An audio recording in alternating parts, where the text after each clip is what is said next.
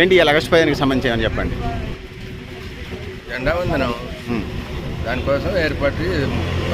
Okay, మీ union పేరు చెప్పండి. NTR circle bypass road. Telangana తల్లి విగ్రహం సెంటర్ అంటారు కదా, తెలంగాణ తల్లి సెంటర్ అంటూ అంటారు కదా. తెలంగాణ తల్లి సెంటర్ కాదు, ఎన్టీఆర్ సర్కిల్.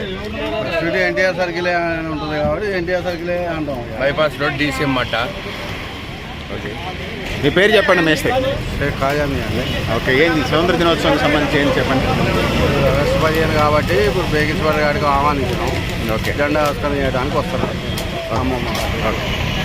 15 సందర్భంగా ఆ. మన ఎన్టీఆర్ సర్కిల్ మినీ ట్రాన్స్పోర్ట్ అడ్డా తరఫున మా సభ్యులందరూ కలిసి జెండా కార్యక్రమం ఎగరేయడం జరుగుతున్నది.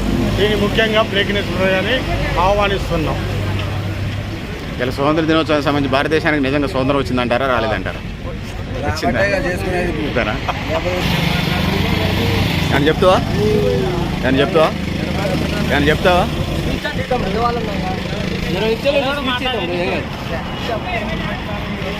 మీరంతా యూత్ కనపడుతున్నారు. స్టూడెంట్సా, వెహికల్స్ ఉన్నాయా? స్టూడెంట్స్ ఎక్కడా? ఎస్ఆర్ఎన్ విజయనగర్ కాలేజ్ హాస్టల్లో ఉంటారా? సెల్ఫ్ మేనేజ్మెంట్ హాస్టల్లో. భారతదేశానికి నిజంగా స్వతంత్రం వచ్చిందా? ఎందుకు మీ వాళ్ళంతా బారిపోతున్నారు జనజీవ ఉద్యమాలు జరుగుతుంటే?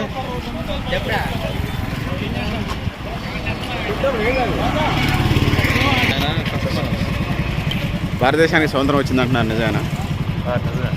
ఎట్లా అనిపించింది నిజంగా స్వతంత్రం వస్తే? మా ఒక్కరోజైనా జెండా ఎగరేసుకుంటున్నాం కదా, స్వతంత్రం వచ్చిందని చెప్పి. అంతేనా? మిగిలిన 364 రోజులు లేనట్టేనా? కదా, అంతేనా? ఎందుకని అట్లా ఫీల్ అవుతున్నారు? నా అభిప్రాయం అది. నా అభిప్రాయం అది.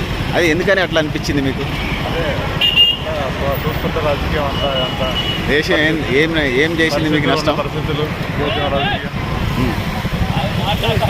దేశం ఏం చేసింది? ఏం చేసింది? ఆయన అట్లా చేయలేదనే కదా, ఏం చేయలేదనే. ఏం చేయలేదు. మీకేం చేయలేదు దేశం? నా అభిప్రాయం అన్నది. అంటే ఏమైనా ఉద్యోగం లేదా, ఇల్లు లేదా, ఏదో ఉంటుంది కదా. నీకు దేశం మీద కోపం ఉంది. వచ్చింది చెప్పుకుంటున్నాం, చేసుకుంటున్నాం అంతే.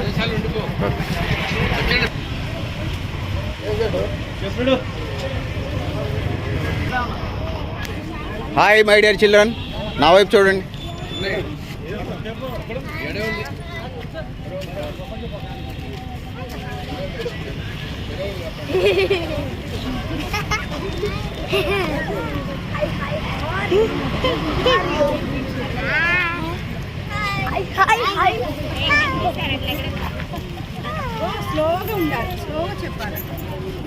మళ్ళీ మీతో నేను మాట్లాడతాను.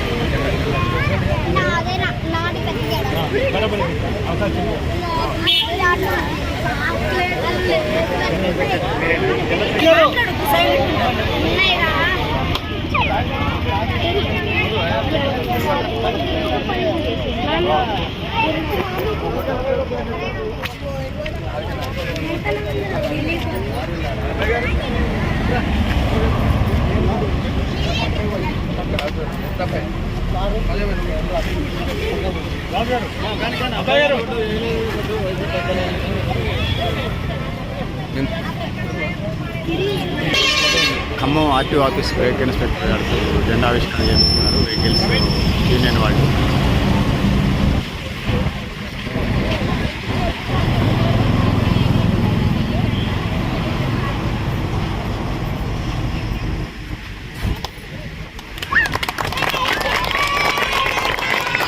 భారత్ మాతా కి